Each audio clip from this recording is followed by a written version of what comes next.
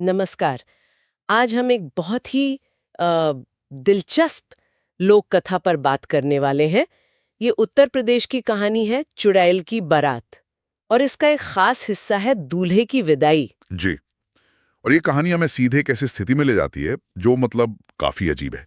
एक मरा हुआ दूल्हा रोहित, हाँ, उसकी विदाई होनी है और सामने है अलौकिक शक्तियां। ये अपने आप में ही अनोखा है। बिल्कुल। और स्रोत जिस माहौल का जिक्र करता है, गांव में धुआं, मंदिरों के घंटे नहीं बज रहे बल्कि शमशान की आवाजें आ रही हैं। ये तो शुरू से ही काफी डरावना लगता है। हाँ, वो माहौल सेट करता है कहानी का। और बात सिर्फ भूत प्रेत की नहीं है। ये जो सामान्य रस्में है ना, जैसे विदाई, उनको बिल्कुल उलट दिया गया है। मतलब कैसे उल्टा गया है? जैसे देखिए, हाँ, आमतौर पे कन्यादान होता है। हाँ, यहाँ बात हो रही है आत्मा के दान की। हाँ, ये अपने आप में ही एक विकृत सोच है। हाँ, और यहीं पे बाबा का रोल आता है, जो ये सब करवा रहा है। हाँ बाबा, वो इस अनोखी विदाई के केंद्र में है। पर ये आत्मा का दान, मतलब स्रोत क्या कहता है, क्यों हो रहा है ये? स्रोत इसे एक तरह का बलिदान दिखाता है शायद, अलौकिक शक्तियों को खुश करने के लिए या उनसे कुछ पाने के लिए। लेकिन ये जो आत्मा सौंपी जा रही है, ये कहानी को और ज्यादा परेशान करने वाला बना देती है। और इसी बीच विक्की का किरदार है। स्रोत कहता है कि उसमें कुछ खास बात है। हाँ, विकी, वो उस बारात को देख सकता है जिसे कोई और नहीं देख पा रहा। मतलब एक अदृश्य बारात है और सिर्फ विक्की उसे महसूस कर सकता है या देख सकता है। अच्छा, और वो हवा में घुंघरुओं की आवाज का भी जिक्र है ना? जी जी, धीमी आवाजें जो सिर्फ उसे सुनाई दे रही हैं।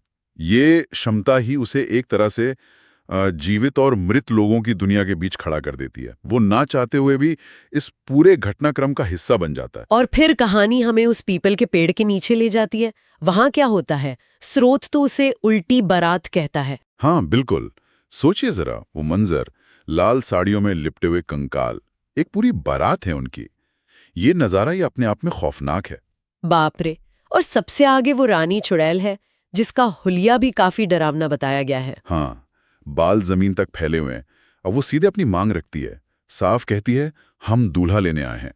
कोई लाग लपेट नहीं, सीधा टकराओ। तो फिर बाबा क्या करता है? विक्की तो वही है। बिल्कुल, बाबा को तुरंत एक्शन लेना पड़ता है। स्रोत में लिखा है कि उसने विक्की को मंत्र यंत्र से बांध दिया। मतलब एक तरह का सुरक्षा कवच बना दिया, मंत्रों और चीजों से। अच्छा, एक घेरा जैसा। हाँ बिल्कुल। और जैसे ही वो तांत्रिक चक्र, मतलब वो एनर्जी का सर्कल शुरू होता है, कहानी एकदम पीक पर पहुंच जाती है। वो जमीन फटने वाला सीन और उसमें से रोहित निकलता है। हाँ, जलती हुई आंखें, जले हुए कपड़े। स्रोत उसे कहता है चुड़ैलों का दूल्हा। वो अब सिर्फ रोहित नहीं है, वो उन चुड़ैलों का दूल्हा बन चुका है। ये तो बहुत दुखद भी है और डरावना भी। सही कहा। एक त्रासदी है उसके साथ, मौत के बाद भी शांति नहीं। और फिर वो मोमेंट आता है जब रोहित की आत्मा, या शायद उसका हाथ, विक्की की ताबीज को छू लेता है। और तब क्या होता है? पूरा जंगल कांप उठता है। स्रोत कहता है जैसे भूचाल आ गया हो। बाबा समझ जाता है कि बस अब आर्या पार की लड़ाई है। और वो अपना सबसे शक्तिशाली मंत्र पढ़ता है। त्रिनेत्र की सौगंध करके कुछ है ना?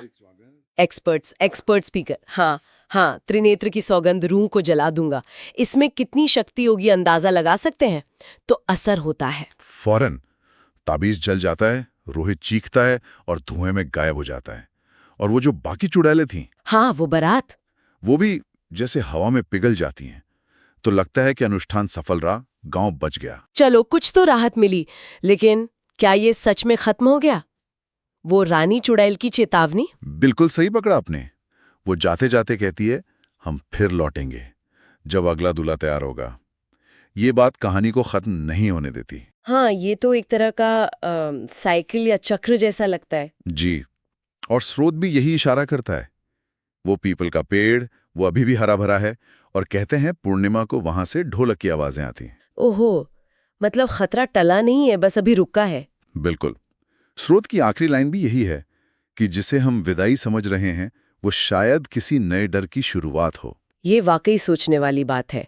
लोक कथाओं में ये चीज अक्सर होती है ना, अंत पूरी तरह अंत नहीं होता। हाँ, और ये अगले दूल्हे का आइडिया, ये डर और रस्मों के कभी ना खत्म होने वाले चक्र के बारे में क्या कहता है?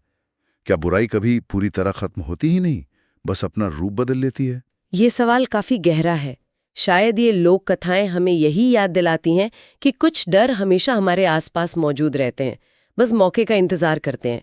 अभी अगला दूल्हा कौन होगा और क्या नया खतरा लाएगा, ये कल्पना शायद सुनने वाले पे छोड़ दी गई है।